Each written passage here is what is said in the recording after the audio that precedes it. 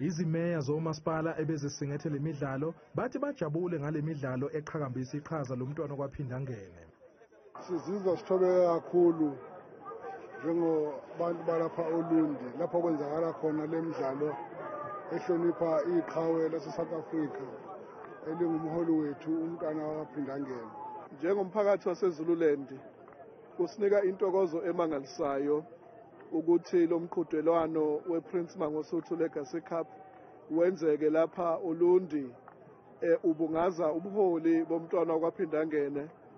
Kusenjalo umdlalo wokuqala obuphakathi kweRoyal AM neRichards Bay FC unqotshwe iRoyal AM. Umqeqeshi waleli qembu uJohn Maduka uthi le midlalo ibasiza kakhulu ukucija abadlali ngaphambi kokuqala koshikishi lwe-DStv Premiership. Yeah, happy with the way we played, especially in the first half. I think we started the game very well. We controlled the game, rotation of the balls good, movements was good, created chances, and we managed also to score those 2 goals. Kusenjalo umqeqeshi weRich Boys uKhaithano Tembo akeneme ngendlela iqembu lakhe edlale ngayo. Not happy at all, especially with the first half, with the way we started. It looks like, we never really left the dressing room in the first half. Umdlalo ovelele umfundo Thikazi uthi bajabule ngomgqiqo wabo njengeqembu. Ayisho okukhulu kuthina because next week isiqalile igame namaZulu, so kumele siprepare ngokukhulu kuzekhanda. Kanti umdlalo wesibili ube phakathi kwamaZulu FC neqembu laseSwatini iMbabane Swallows. Nalapho kunqobe khona amaZulu FC ngamagoli 2 eqandeni okwenze adlulela kowamanqamu neRoyal AM.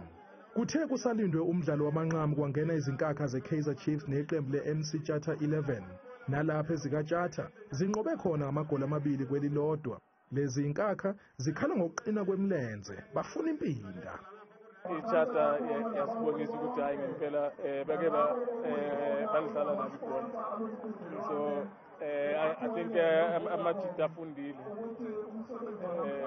Ngaba into enhle ukuthi kube return match. Siqala nje ngimfisele uPrince Mangosuthu ukutheleza ukuthi alulame ukuthi abe ngcono lapha ekhona imithandazo yethu inayo. Kuyinto enhle kakhulu futhi ngiyayiqhenya ukuthi ngize ngifinyelele lapha egroundini elibizwa ngayo uPrince Mangosuthu.